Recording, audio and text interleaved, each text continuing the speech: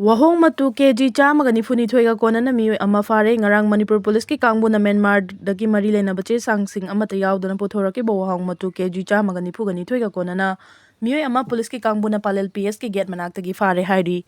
Faraba Meeoi adugi maming MD Sarifuddin kunga mari kawi more ward number 5 Muslim Nagar Laibuk Laikai digini magna wahong matu bandan taraga nipan tongan ba plastic sack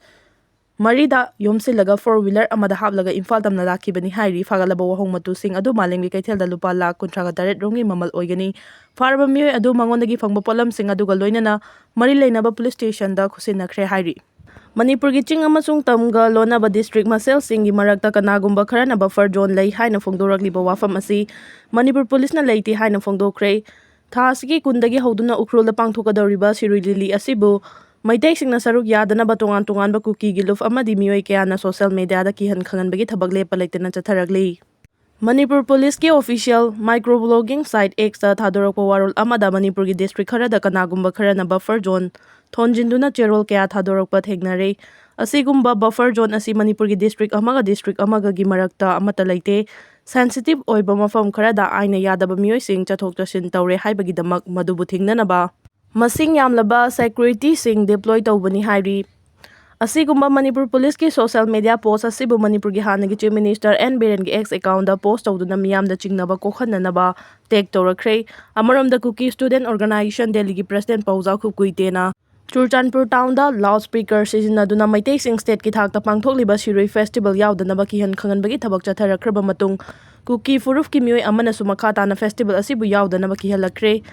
Hariba Meeoi asina Maitai sing Kuki gi area lalaga Sirui festival yauba yaroi Karigumba Maitai sing na lam henduna Kuki gi area fauduna chatpada Kuki Furuf ki Meeoi sing na hatkadabani haiba kihan khanganbagi thabak makha tana chatharakpa leptri hairi amaromda Manipur Police na Pauza Khupkuite gi mathakta FIR lokhatpagi mayokta yaningde haina village volunteer coordinating committee Eastern Southern and Western Zone BBCC na thadorokpa cherol amana hairi Cherol aduna makata na hai Manipur da thokliba hingsa asida inchin bagi thabak oina chathare hariba Chief Minister Biren MP Sana Jawba Maitai Lipun gi Chief Pramod Arambai Tengol gi korongan ba amadi lup asigi PR Robin mangangi mathakta di legal gi oiba thabak amata lokhatte chathariba irang asida guite na phongdokhibadi Maitai na buffer zone lanchin Sirui Lili Festival yauba yaroi haina pendaba wafam oina phongdokhibani hairi makha tarakpada Kuki Jo singi tongan baluf kaya na Pauza Khupkuite gi matangda Manipur Police na lokhaliba FIR asibu yaningdabagi wafam kaya phongdorakli masigi manungda tasengna lairibra natraga leitabra haiba khangdaba tongan ba Kuki Jo gi lupsingna Sirui Lili Festival yahondana bagi cherol kaya ama thadorokpa leptri hairi Athubada anauba leinga ama soidana laklagani MLA Arun Kumar Athubada Manipur da anauba leinga ama soidana laklagani haibagi achetpa thajaba lei haina wangkhai Kendragi MLA Thangjam Arun Kumar na phongdokre wafam asing asi Thangjam Arun Kumar na wangkhai Kendragi manungda MLA Local Area Development Fund gi makhada nauna semgat sagatpa project sing sangabagi thoromda phongdokhibani ngasi MLA asina Imphal East ki Mantri Pukri Friends Colony da leiba Al Huda Masjid ki akoibada nauna khaba fencing sangabaga loinana turf well amasung install tawki loinana Nongmaibung Ayang Pali Road ta Nongmaibung Women Development Association Unit amagi nauna saba mairasang amasu MLA na ngasi sangaki thorom masiga mari leinana Thangjam Kumar na hai Manipur da chahi anirom asi irang tholakpa na mipum khudima hakthengnana amadi na koinana waminari Masigi mathakta state asigi popular government ama leituna president rule leirakpasu tha mari phajilakadore masina miyamna popular government ama thamduna miyamna thengnariba awaba si kokhanaba maikai kayadagi phongdorakli leiriba MLA singsu miyamgi ihul khangna punsinduna popular government ama thamnaba yamna kanna honari chaliba tha ama ani asida anauba leinga ama soidana lakani haiba thajai haiki magna makhada aduna hai Manipur da mahosagum tangdu leitaba punchirol ama hanjilaknaba honabada khundaminariba furup kanglup khudingmaki thodang leigani furup kanglup khudingmak na tangdu leitaba ingna chikna nungsi chanana himinaba punchirol amuk hanjinaba lauba yaba thodang adu punna lominasi hainasu MLA na appeal tawki Russia gi maikaidagi khwaidagi chawba drone attack chatharakre Ukraine kumja 2022 dagi Russia na Ukraine da chatharakiba Mapung faba lana dugi matung khwaidagi chawba drone gi attack chatharakli haina Ukraine gi authorities singna ngasi phongdorakli hariba attack adu leiba adugi konung Kiev ki Meeoi thangba saruk amasung leiba adugi nongpok thangbada leiriba Petrovsk amadi Donetsk region dani ngasi ayu mafam adugi pung 9 lom tarakpada Russia gi maikaigi drone chaniga humpu daraga humdoi ruwom ꯀꯥꯞꯁꯤꯜꯂꯛꯈꯤ ꯍꯥꯏꯅ ꯌꯨꯀ꯭ꯔꯦꯟꯒꯤ air ꯐꯣꯔꯁꯀꯤ ꯃꯥꯏꯀꯩꯗꯒꯤ ꯐꯣꯡꯗꯣꯔꯛꯂꯤ꯫ ꯍꯥꯏꯔꯤꯕ attack ꯑꯗꯨꯗ ꯅꯨꯄꯥ ꯑꯃ ꯁꯤꯈꯤꯕꯒ ꯂꯣꯏꯅꯅ ꯑꯇꯣꯞꯄ ꯃꯤꯑꯣꯏ 6 ꯁꯣꯛꯄꯒꯤ ꯄꯥꯎ ꯂꯩꯔꯤ꯫ ꯏꯔꯥꯏ ꯅꯨꯃꯤꯠꯇ ꯇꯔꯀꯤꯒꯤ ꯀꯣꯅꯨꯡ ꯁ꯭ꯇꯥꯟꯕꯨꯜꯗ ꯌꯨꯀ꯭ꯔꯦꯟ ꯑꯃꯁꯨꯡ ꯔꯁꯤꯌꯥꯒꯤ ꯄꯤꯁ ꯇꯣꯛꯀꯤ ꯃꯇꯥꯡꯗ ꯃꯄꯨꯡ ꯐꯥꯕ ꯐꯤꯚꯝ ꯑꯃ ꯄꯨꯔꯛꯄ ꯉꯝꯈꯤꯗꯕꯅꯤ꯫ ꯃꯔꯨꯑꯣꯏꯅ ꯌꯨꯀ꯭ꯔꯦꯟꯒꯤ ꯄ꯭ꯔꯦꯁꯤꯗꯦꯟꯠ ꯖꯦꯂꯦꯟꯁꯀꯤꯅ ꯔꯁꯤꯌꯥꯒꯤ ꯄ꯭ꯔꯦꯁꯤꯗꯦꯟꯠ ꯄꯨꯇꯤꯟꯕꯨ ꯃꯁꯥꯃꯛ ꯂꯥꯛꯇꯨꯅ ꯋꯥꯔꯤ ꯁꯥꯅꯕ ꯉꯝꯒꯗ꯭ꯔꯥ ꯍꯥꯏꯅ ꯁꯤꯡꯅꯕ ꯑꯗꯨ ꯔꯁꯤꯌꯥꯅ ꯊꯑꯣꯏꯅ ꯂꯧꯗꯅ ꯃꯈꯥ ꯇꯥꯕ ꯑꯣꯐꯤꯁꯤꯌꯦꯜꯁꯤꯡ ꯊꯥꯔꯛꯈꯤ꯫ ꯋꯥꯔꯤ ꯁꯥꯅꯕ ꯑꯗꯨ ꯆꯍꯤ 3 ꯁꯨꯖꯤꯜꯂꯛꯂꯕ ꯂꯥꯟ ꯑꯁꯤꯒꯤ ꯑꯣꯏꯅ ꯂꯩꯕꯥꯛ ꯑꯅꯤꯒꯤ ꯃꯔꯛꯇ ꯍꯛꯊꯦꯡꯅꯅ ꯁꯥꯅꯕ ꯑꯣꯏꯈꯤ꯫ ꯃꯤꯅꯤꯠ 100 ꯈꯛ ꯋꯥꯔꯤ ꯁꯥꯅꯈꯤꯕ ꯑꯗꯨꯗ ꯂꯥꯟ ꯂꯦꯞꯄꯒꯤ ꯋꯥꯐꯝ ꯌꯥꯎꯈꯤꯗꯦ, ꯑꯗꯨꯕꯨ ꯅꯥꯀꯜ ꯑꯅꯤꯃꯛꯅ ꯂꯥꯟꯐꯥ 1000 ꯊꯥꯗꯣꯛꯅꯕꯒꯤ ꯋꯥꯐꯝꯗꯤ ꯌꯥꯅꯈꯤ꯫ ꯃꯔꯛ ꯑꯁꯤꯗ ꯔꯁꯤꯌꯥꯒꯤ ꯃꯥꯏꯀꯩꯗꯒꯤ ꯐꯣꯡꯗꯣꯔꯛꯄꯗ ꯃꯈꯣꯏꯅ ꯕ꯭ꯔꯤꯌꯥꯟꯁ ꯑꯃꯁꯨꯡ ꯕꯦꯜꯒꯣꯔꯣꯗ ꯔꯤꯖꯟꯗ ꯉꯁꯤ ꯑꯌꯨꯛ ꯑꯃꯗꯤ ꯉꯔꯥꯡ ꯅꯣꯡꯉꯥꯜꯂꯝꯗꯥꯏꯗ ꯌꯨꯀ꯭ꯔꯦꯟ ꯂꯣꯝꯗꯒꯤ ꯄꯥꯏꯁꯤꯜꯂꯛꯄ ꯗ꯭ꯔꯣꯟ 25 ꯀꯥꯞꯊꯕ ꯉꯝꯈꯤꯕꯅꯤ꯫ ꯁꯤꯖꯐꯥꯌꯔ ꯂꯩꯅꯕ ꯀꯟꯅ ꯍꯣꯠꯅꯔꯤꯉꯩ ꯒꯖꯥꯗ ꯏꯖꯔꯦꯜꯅ 130 ꯍꯥꯠꯈ꯭ꯔꯦ꯫ ꯍꯃꯥꯁ ꯃꯤꯂꯤꯇꯦꯟꯠ ꯑꯃꯁꯨꯡ ꯏꯖꯔꯦꯜꯒꯤ ꯃꯔꯛꯇ ꯂꯥꯟ ꯂꯣꯏꯁꯤꯟꯅꯕ ꯅꯦꯒꯣꯁꯤꯌꯦꯇꯔꯁꯤꯡꯅ ꯌꯥꯝꯅ ꯀꯟꯅ ꯍꯣꯠꯅꯔꯤꯉꯩ ꯃꯔꯛ ꯑꯁꯤꯗ ꯉꯔꯥꯡ ꯅꯨꯃꯤꯗꯥꯡꯗꯒꯤ ꯉꯁꯤ ꯑꯌꯨꯛ ꯐꯥꯎꯕꯒꯤ ꯃꯅꯨꯡꯗ ꯏꯖꯔꯦꯜꯅ ꯆꯠꯊꯔꯛꯄ ꯑꯦꯌꯔ ꯁ꯭ꯇ꯭ꯔꯥꯏꯛꯁꯤꯡꯗ ꯒꯖꯥꯒꯤ ꯇꯣꯉꯥꯟ ꯇꯣꯉꯥꯟꯕ ꯃꯐꯝꯁꯤꯡꯗ ꯄꯦꯂꯦꯁꯇꯥꯏꯟ ꯃꯆꯥ 130 ꯍꯦꯟꯅ ꯍꯥꯠꯈ꯭ꯔꯦ ꯍꯥꯏꯅ ꯒꯖꯥꯒꯤ ꯍꯦꯜꯊ ꯑꯣꯐꯤꯁꯤꯌꯦꯜꯒꯤ ꯃꯥꯏꯀꯩꯗꯒꯤ ꯐꯣꯡꯗꯣꯔꯛꯂꯤ꯫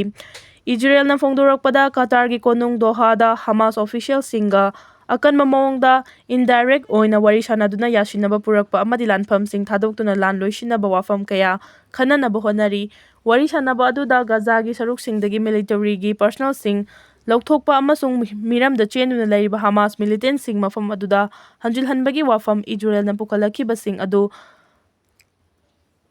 ꯍꯃꯥꯁꯅ ꯌꯥꯈꯤꯗꯕꯅꯤ꯫ ꯏꯖꯔꯦꯜꯒꯤ ꯁꯦꯅꯤꯌꯔ ꯑꯣꯐꯤꯁꯤꯌꯦꯜ ꯑꯃꯅ ꯊꯝꯂꯛꯄꯒꯤ ꯃꯇꯨꯡ ꯏꯟꯅ ꯋꯥꯔꯤ ꯁꯥꯅꯕ ꯑꯗꯨ ꯈꯨꯃꯥꯡ ꯆꯥꯎꯁꯤꯟꯕ ꯉꯝꯗꯅ ꯂꯩꯔꯤ꯫ ꯑꯃꯔꯣꯝꯗ ꯍꯃꯥꯁꯀꯤ ꯃꯥꯏꯀꯩꯗꯒꯤ ꯊꯝꯂꯛꯈꯤꯕ ꯋꯥꯐꯝꯗꯅ ꯏꯖꯔꯦꯜꯅ ꯄꯥꯝꯂꯤꯕ ꯑꯁꯤ ꯃꯈꯣꯏꯒꯤ ꯐꯥꯖꯤꯟꯗꯨꯅ ꯊꯝꯂꯤꯕ ꯃꯤꯑꯣꯏꯁꯤꯡ ꯊꯥꯗꯣꯛꯄ ꯈꯛꯇꯅꯤ꯫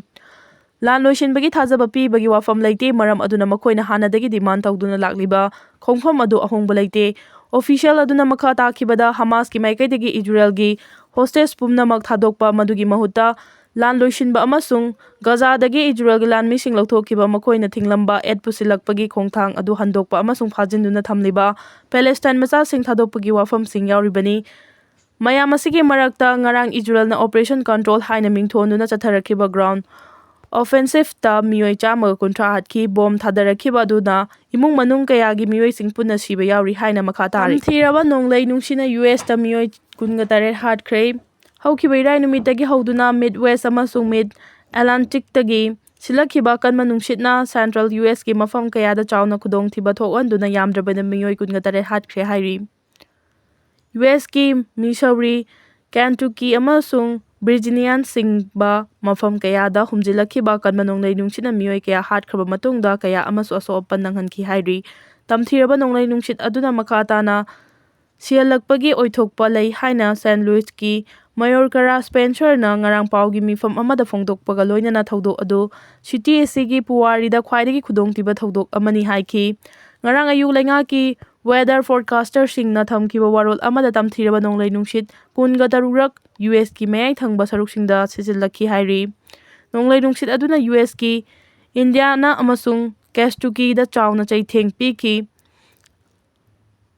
ꯅꯣꯡꯂꯩ ꯅꯨꯡꯁꯤꯠꯀꯤ ꯊꯧꯗꯣꯛ 103 ꯔꯣꯝ ꯊꯣꯛꯇꯨꯅ ꯀꯦꯟꯇꯨꯀꯤ ꯑꯃꯁꯨꯡ ꯃꯤꯁꯧꯔꯤꯅꯆꯤꯡꯕ ꯃꯐꯝꯁꯤꯡꯗ ꯆꯥꯎꯅ ꯑꯀꯥꯏꯕ ꯄꯤꯈ꯭ꯔꯕ ꯃꯇꯨꯡ ꯍꯟꯗꯛꯇꯁꯨ ꯃꯐꯝꯁꯤꯡ ꯑꯁꯤꯗ ꯈꯨꯗꯣꯡꯆꯥꯗꯕ ꯃꯥꯌꯣꯛꯅꯍꯜꯂꯦ ꯍꯥꯏꯔꯤ꯫ ꯇꯝꯊꯤꯔꯕ ꯅꯣꯡꯂꯩ ꯅꯨꯡꯁꯤꯠꯅ ꯌꯨꯑꯦꯁꯇ ꯃꯤꯑꯣꯏ 23 ꯍꯥꯠꯈ꯭ꯔꯦ꯫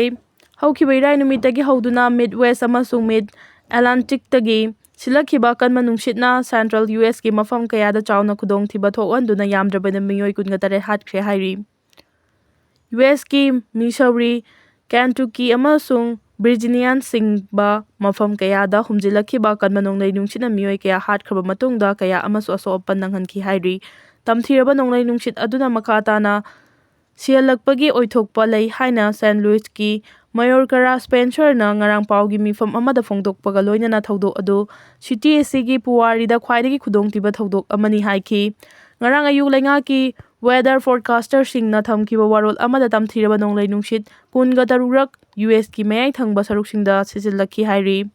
ꯅꯣꯡꯂꯩ ꯅꯨꯡꯁꯤꯠ ꯑꯗꯨꯅ ꯌꯨꯑꯦꯁꯀꯤ ꯏꯟꯗꯤꯌꯥꯅꯥ ꯑꯃꯁꯨꯡ ꯀꯦꯟꯇꯨꯀꯤꯗ ꯆꯥꯎꯅ ꯆꯩꯊꯦꯡ ꯄꯤꯈꯤ꯫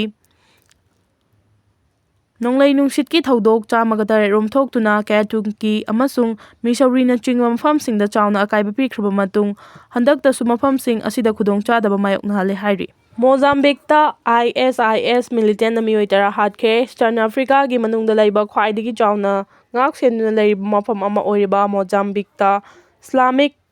ꯁ꯭ꯇꯦꯠ ꯑꯦꯛꯁꯇ꯭ꯔꯤꯃꯤꯁ꯭ꯇꯁꯤꯡꯅ ꯃꯐꯝ ꯑꯗꯨꯒꯤ ꯃꯤꯑꯣꯏ 10 ꯇꯥꯡꯀꯛ ꯅꯥꯏꯅ ꯇꯝꯊꯤꯅ ꯍꯥꯠꯈ꯭ꯔꯦ ꯍꯥꯏꯔꯤ꯫ ꯂꯩꯕꯥꯛ ꯑꯗꯨꯗ ꯂꯩꯔꯤꯕ ꯅꯤꯌꯥꯁꯥ ꯔꯤꯖꯔꯚ ꯑꯁꯤ ꯅꯣꯡꯁꯥꯁꯤꯡ ꯃꯔꯥꯡ ꯀꯥꯏꯅ ꯐꯪꯕꯒ ꯂꯣꯏꯅꯅ ꯅꯣꯡꯁꯥꯁꯤꯡꯒꯤ ꯌꯨꯝꯅꯤ ꯍꯥꯏꯅ ꯁꯤꯡꯊꯥꯅꯔꯤꯕꯅꯤ꯫ ꯍꯦꯛꯇꯔ 4.2 ꯄꯥꯛ ꯆꯥꯎꯕ ꯔꯤꯖꯔꯚ ꯑꯁꯤ ꯑꯐ꯭ꯔꯤꯀꯥ ꯋꯥꯏꯜꯗ ꯗꯣꯒꯁꯤꯡ ꯌꯥꯎꯅ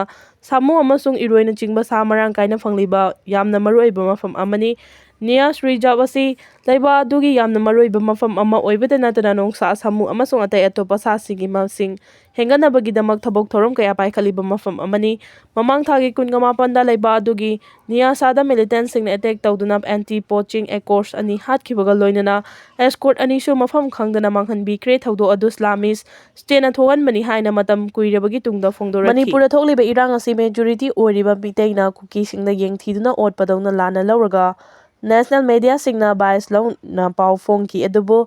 ꯊꯧꯑꯣꯡ ꯑꯁꯤꯗ ꯂꯩꯕꯥꯛ ꯑꯁꯤꯗ ꯂꯩꯔꯤꯕ press council of India (PCI) ꯒꯤ ꯂꯩꯔꯤꯕ ꯒꯥꯏꯗꯂꯥꯏꯟꯗ ꯌꯨꯝꯐꯝ ꯑꯣꯏꯗꯨꯅ ꯅꯩꯅꯗꯦ ꯍꯥꯏꯅ ꯏꯟꯅꯔ ꯃꯅꯤꯄꯨꯔ ꯄꯥꯔꯂꯤꯌꯥꯃꯦꯟꯇꯔꯤ ꯀꯟꯁꯇꯤꯇ꯭ꯌꯨꯑꯦꯟꯁꯤꯒꯤ ꯀꯣꯡꯒ꯭ꯔꯦꯁ MP ꯗꯥ. ꯑꯉꯣꯝꯆꯥ ꯕꯤꯃꯣꯜ ꯑꯀꯣꯏꯖꯝꯅ ꯐꯣꯡꯗꯣꯛꯈ꯭ꯔꯦ꯫ ꯋꯥꯐꯝ ꯑꯁꯤ ꯃꯅꯤꯄꯨꯔ ꯌꯨꯅꯤꯚꯔꯁꯤꯇꯤꯒꯤ ꯔꯤꯁꯔꯆ ꯀ꯭ꯂꯕ ꯑꯃꯁꯨꯡ ꯃꯅꯤꯄꯨꯔ ꯌꯨꯅꯤꯚꯔꯁꯤꯇꯤꯒꯤ ꯁ꯭ꯇꯨꯗꯦꯟꯠ ꯌꯨꯅꯤꯌꯟ 2024-25ꯅ ꯃꯄꯥꯜ ꯏꯝꯐꯥꯜꯒ ꯈꯨꯠꯁꯝꯅꯗꯨꯅ ꯉꯁꯤ ꯃꯍꯩꯀꯣꯜ ꯑꯁꯤꯒꯤ ꯁꯤꯅꯦꯠ ꯍꯣꯜꯗ ꯅꯦꯁꯅꯦꯜ ꯃꯤꯗꯤꯌꯥ ꯑꯦꯟ ꯃꯅꯤꯄꯨꯔ ꯃꯣꯍꯦꯝ the fourth state as a site of information war ꯍꯥꯏꯅ ꯃꯤꯡꯊꯣꯟꯕ ꯂꯥꯏꯔꯤꯛ ꯑꯃ ꯅꯩꯅꯕꯗ ꯁꯔꯨꯛ ꯌꯥꯗꯨꯅ MP ꯅ ꯐꯣꯡꯗꯣꯛꯈꯤꯕꯅꯤ꯫ ꯖꯋꯥꯍꯔꯂꯥꯜ ꯅꯦꯍꯔꯨ ꯌꯨꯅꯤꯚꯔꯁꯤꯇꯤ ꯗꯦꯜꯂꯤꯒꯤ centre of the study of civil systems (CSSS)ꯒꯤ ꯄ꯭ꯔꯤꯟꯁꯤꯄꯜ ꯏꯟꯚꯦꯁꯇꯤꯒꯦꯇꯔꯁꯤꯡꯁꯨ ꯑꯣꯏꯔꯤꯕ MP ꯅ ꯊꯧꯔꯝ ꯑꯁꯤꯗ ꯁꯔꯨꯛ ꯌꯥꯗꯨꯅ ꯃꯈꯥ ꯇꯥꯅ ꯍꯥꯏ ꯀꯨꯝꯖꯥ 1983ꯗꯒꯤ ꯃꯅꯤꯄꯨꯔꯗ ꯐꯣꯡꯕ ꯏꯪꯂꯤꯁ ꯏꯗꯤꯁꯟꯒꯤ ꯄꯥꯎ-ꯆꯦꯗ ꯀꯂꯝ ꯀꯌꯥ ꯏꯗꯨꯅ ꯂꯥꯛꯈꯤ꯫ ꯃꯁꯤꯗ ꯅꯠꯇꯅ ꯅꯨꯡꯊꯤꯜꯗ ꯐꯣꯡꯕ ꯄꯥꯎ-ꯆꯦꯗꯁꯨ ꯏꯈꯤ꯫ ꯑꯗꯨꯒ ꯑꯩꯅ ꯏꯕ ꯑꯥꯔꯇꯤꯀꯜꯁꯤꯡꯗ ꯌꯥꯝꯅ ꯀꯟꯕ ꯋꯥꯍꯩ-ꯋꯥꯇꯥ ꯁꯤꯖꯤꯟꯅꯕꯁꯨ ꯑꯗꯨꯝ ꯌꯥꯎꯕꯗꯒꯤ ꯑꯩꯉꯣꯟꯗ ꯍꯥꯏꯕꯤꯔꯛꯄꯁꯨ ꯌꯥꯎꯈꯤ꯫ ꯏꯪꯂꯤꯁꯇ ꯏꯔꯝꯕꯒꯤ ꯂꯥꯏꯕꯛ ꯐꯧꯕꯅꯤ, ꯃꯅꯤꯄꯨꯔꯤꯗ ꯏꯔꯝꯂꯕꯗꯤ ꯋꯥꯊꯣꯛ ꯂꯥꯛꯂꯝꯕꯁꯨ ꯌꯥꯏ ꯍꯥꯏꯕꯤꯔꯛꯄꯁꯨ ꯌꯥꯎꯈꯤ꯫ ꯑꯗꯨꯒ ꯖꯔꯅꯦꯂꯤꯖꯝꯒ ꯁꯝꯅꯔꯛꯄꯅ ꯆꯍꯤ 40 ꯔꯣꯝ ꯁꯨꯔꯦ꯫ ꯃꯇꯝꯗꯨꯗ ꯑꯩꯅꯁꯨ ꯏꯁꯨ ꯀꯌꯥꯗ ꯅꯩꯅꯗꯨꯅ ꯑꯥꯔꯇꯤꯀꯜꯁꯤꯡ ꯏꯈꯤꯕꯅꯤ꯫ ꯃꯅꯤꯄꯨꯔ ꯈꯛꯇꯒꯤ ꯅꯠꯇꯅ ꯗꯤ ꯍꯤꯟꯗꯨ ꯑꯃꯗꯤ ꯗꯤ ꯇꯥꯏꯝꯁ ꯑꯣꯐ ꯏꯟꯗꯤꯌꯥꯗꯁꯨ ꯑꯌꯥꯝꯕ ꯏꯔꯝꯈꯤ꯫ ꯃꯇꯝꯗꯨꯗ ꯐꯣꯡꯗꯣꯛꯂꯝꯈꯤꯕ ꯋꯥꯐꯝꯁꯤꯡ ꯆꯥꯗ 10 ꯈꯛꯇꯃꯛ ꯍꯥꯏꯔꯝꯕꯗꯨ ꯍꯧꯖꯤꯛꯇꯤ ꯆꯥꯗ 30 ꯌꯧꯔꯦ꯫ ꯍꯥꯏꯔꯤꯕ ꯇꯥꯡꯀꯛ ꯑꯁꯤ ꯀꯨꯝꯖꯥ 2017ꯗꯅꯤ꯫ ꯃꯅꯤꯄꯨꯔ ꯐꯥꯔꯁꯠ ꯍꯥꯏꯗꯨꯅ ꯋꯥꯏꯜ ꯆꯠꯊꯒꯗꯕꯅ ꯌꯨꯅꯤꯌꯟ ꯂꯩꯉꯥꯛꯅ ꯈꯨꯠ ꯊꯤꯡꯖꯤꯟꯕ ꯍꯦꯟꯖꯤꯜꯂꯛꯄꯗꯒꯤ ꯑꯥꯔꯇꯤꯀꯜꯁꯤꯡ ꯏꯈꯤꯕꯅꯤ꯫ ꯃꯅꯤꯄꯨꯔꯕꯨ ꯏꯃꯥ ꯂꯩꯕꯥꯛꯅꯤ ꯍꯥꯏꯔꯒ ꯂꯩꯉꯥꯛ ꯄꯥꯏꯔꯕ ꯃꯇꯨꯡꯗ ꯗꯦꯜꯂꯤꯒꯤ ꯃꯇꯨꯡ ꯏꯟꯗꯨꯅ ꯆꯠꯅꯔꯛꯄꯗꯒꯤ ꯏꯈꯤꯕꯅꯤ꯫ ꯃꯔꯝ ꯑꯁꯤꯅ ꯄ꯭ꯔꯤꯟꯠ ꯃꯦꯗꯤꯌꯥꯒ ꯁꯝꯅꯔꯛꯄ ꯀꯨꯏꯔꯦ ꯍꯥꯏꯈꯤ꯫ ꯃꯇꯝ ꯑꯗꯨꯗ ꯐꯣꯡꯂꯝꯕ ꯆꯦꯐꯣꯡ ꯂꯥꯡꯃꯩꯊꯥꯟꯕꯤꯗꯁꯨ ꯏꯈꯤ꯫ ꯀꯪꯂꯩꯄꯥꯛ ꯑꯃꯁꯨꯡ ꯀꯪꯂꯩꯆꯥꯒꯤ ꯋꯥꯈꯜꯂꯣꯟꯁꯤꯡ ꯁꯥꯒꯠꯃꯤꯟꯅꯅꯕ ꯏꯈꯤꯕꯅꯤ꯫ ꯃꯔꯝ ꯑꯁꯤꯅ ꯆꯍꯤ ꯀꯌꯥꯒꯤ ꯃꯃꯥꯡꯗꯒꯤ ꯃꯤꯌꯥꯝꯒ ꯈꯨꯠꯁꯝꯅꯗꯨꯅ ꯂꯥꯛꯈ꯭ꯔꯕꯅꯤ꯫ ꯑꯗꯨꯕꯨ ꯍꯧꯖꯤꯛꯀꯤ ꯑꯣꯏꯅ ꯌꯦꯡꯕꯗ ꯊꯣꯛꯂꯤꯕ ꯏꯔꯥꯡ ꯑꯁꯤꯒꯤ ꯃꯇꯥꯡꯗ ꯅꯦꯁꯅꯦꯜ ꯃꯤꯗꯤꯌꯥꯗ ꯐꯣꯡꯂꯛꯄ ꯄꯥꯎꯁꯤꯡꯗ ꯌꯥꯝꯅ ꯕꯥꯏꯁ ꯑꯣꯏꯕ ꯊꯦꯡꯅꯩ꯫ ꯑꯍꯥꯟꯕꯗ ꯃꯤꯇꯩꯅ ꯀꯨꯀꯤꯒꯤ ꯌꯨꯝ ꯃꯩ ꯊꯥꯕꯤꯔꯤ ꯍꯥꯏꯅ ꯃꯦꯖꯣꯔꯤꯇꯤ ꯃꯤꯇꯩꯕꯨ ꯌꯥꯝꯅ ꯐꯠꯇꯕ ꯑꯣꯏꯅ ꯂꯥꯟꯅ ꯎꯍꯟꯗꯨꯅ ꯏꯔꯛꯂꯕ ꯃꯇꯨꯡꯗ ꯃꯤꯇꯩ 3 ꯁꯤꯔꯦ ꯍꯥꯏꯅ ꯁꯝꯖꯤꯟꯕ ꯄꯥꯎ ꯏꯔꯛꯄꯁꯨ ꯊꯦꯡꯅꯈꯤ꯫ ꯊꯧꯑꯣꯡ ꯑꯁꯤ ꯀꯔꯤꯒꯤꯅꯣ ꯍꯥꯏꯔꯕꯗꯤ ꯅꯨꯄꯥꯒ ꯅꯨꯄꯤꯒ ꯈꯠꯅꯕ ꯃꯇꯝꯗ ꯅꯨꯄꯥꯅ ꯂꯥꯜꯂꯝꯒꯅꯤ ꯍꯥꯏꯕꯒꯤ ꯋꯥꯈꯜꯂꯣꯟ ꯑꯗꯨꯃꯛ ꯂꯩꯅꯕꯅꯅꯤ꯫ ꯑꯁꯤꯒꯨꯝꯅ ꯃꯦꯖꯣꯔꯤꯇꯤ ꯃꯤꯇꯩꯅ ꯃꯥꯏꯅꯣꯔꯤꯇꯤꯕꯨ ꯊꯨꯠꯍꯠꯄꯒꯤ ꯃꯑꯣꯡꯗ ꯄꯨꯊꯣꯛꯇꯨꯅ ꯏꯅꯔꯛꯈꯤꯕꯅꯤ꯫ ꯏꯗꯤꯇꯔꯁ ꯒꯤꯜꯗ ꯑꯣꯐ ꯏꯟꯗꯤꯌꯥꯅ ꯊꯤꯖꯤꯟꯈꯤꯕꯗꯨꯒꯤ ꯃꯇꯥꯡꯗꯗꯤ ꯀꯔꯤꯁꯨ ꯇꯧꯗ꯭ꯔꯒ ꯃꯤꯇꯩꯁꯤꯡꯕꯨ ꯐꯠꯇꯕꯗꯧꯅ ꯎꯍꯜꯂꯒ ꯏꯅꯔꯛꯄꯅꯤ ꯍꯥꯏꯈꯤ꯫ MP ꯅ ꯃꯈꯥ ꯇꯥꯅ ꯍꯥꯏ ꯑꯩꯅ ꯊꯤꯖꯤꯟꯕꯗ ꯄ꯭ꯔꯦꯁ ꯀꯥꯎꯟꯁꯤꯜ ꯑꯣꯐ ꯏꯟꯗꯤꯌꯥꯅ ꯄꯤꯔꯤꯕ ꯒꯥꯏꯗꯂꯥꯏꯟꯁꯤꯡ ꯉꯥꯛꯅ ꯆꯠꯄ꯭ꯔꯥ ꯆꯠꯇꯕ꯭ꯔꯥ ꯍꯥꯏꯕꯁꯤ ꯅꯩꯅꯅꯤꯡꯉꯥꯏ ꯑꯣꯏꯔꯤ꯫ ꯃꯔꯝ ꯑꯁꯤꯅ ꯅꯦꯁꯅꯦꯜ ꯃꯤꯗꯤꯌꯥꯁꯤꯡꯅ ꯑꯉꯛꯄ ꯐꯪꯅ ꯕꯥꯏꯁ ꯂꯩꯅ ꯐꯣꯡꯂꯛꯂꯒ ꯀꯔꯤꯒꯤꯗꯃꯛ ꯆꯨꯝꯊꯣꯛꯂꯣꯏꯗꯧꯔꯤꯕꯅꯣ ꯍꯪꯂꯗꯨꯅ ꯆꯨꯝꯊꯣꯛꯄ ꯃꯊꯧ ꯇꯥꯏ꯫ ꯑꯗꯨꯒ ꯆꯨꯝꯊꯣꯛꯄꯒꯤ ꯊꯕꯛ ꯑꯁꯤꯁꯨ ꯃꯤꯗꯤꯌꯥꯅ ꯇꯧꯒꯗꯧꯕꯅꯤ꯫ ꯃꯔꯝ ꯑꯁꯤꯅ ꯃꯁꯤꯒꯤ ꯃꯇꯥꯡꯗ ꯔꯤꯁꯔꯆ ꯇꯧꯗꯨꯅ ꯊꯤꯖꯤꯟꯒꯗꯕꯅꯤ ꯍꯥꯏꯈꯤ꯫ ꯕꯨꯛ ꯗꯤꯁꯀꯁꯟ ꯑꯁꯤꯕꯨ ꯄ꯭ꯔꯦꯁꯥꯏꯗ ꯇꯧꯈꯤꯕ ꯔꯤꯇꯤꯌꯔ IAS RK ꯅꯤꯃꯥꯏꯅ ꯐꯣꯡꯗꯣꯛꯈꯤꯕꯗ ꯑꯁꯤꯒꯨꯝꯕ ꯋꯥꯈꯜꯒꯤ ꯂꯥꯏꯔꯤꯛ ꯐꯣꯡꯗꯨꯅ ꯅꯩꯅꯕꯁꯤ ꯑꯐꯕ ꯊꯕꯛꯅꯤ꯫ ꯑꯦꯗꯤꯇꯔ ꯒꯤꯜꯗ ꯑꯣꯐ ꯏꯟꯗꯤꯌꯥꯅ ꯍꯥꯏꯈꯤꯕꯗꯨꯗꯤ ꯂꯥꯟꯅ ꯐꯣꯡꯅꯔꯛꯄꯁꯤꯡ ꯆꯨꯝꯊꯣꯛꯄ ꯍꯥꯏꯈꯤꯕꯅꯤ꯫ ꯑꯗꯨꯕꯨ ꯊꯕꯛꯇ ꯑꯣꯟꯊꯣꯔꯛꯇ꯭ꯔꯕꯅꯤꯅ ꯂꯣꯒꯤ ꯃꯇꯦꯡ ꯂꯧꯕ ꯍꯧꯔꯦ ꯍꯥꯏꯅꯁꯨ ꯐꯣꯡꯗꯣꯛꯈꯤ꯫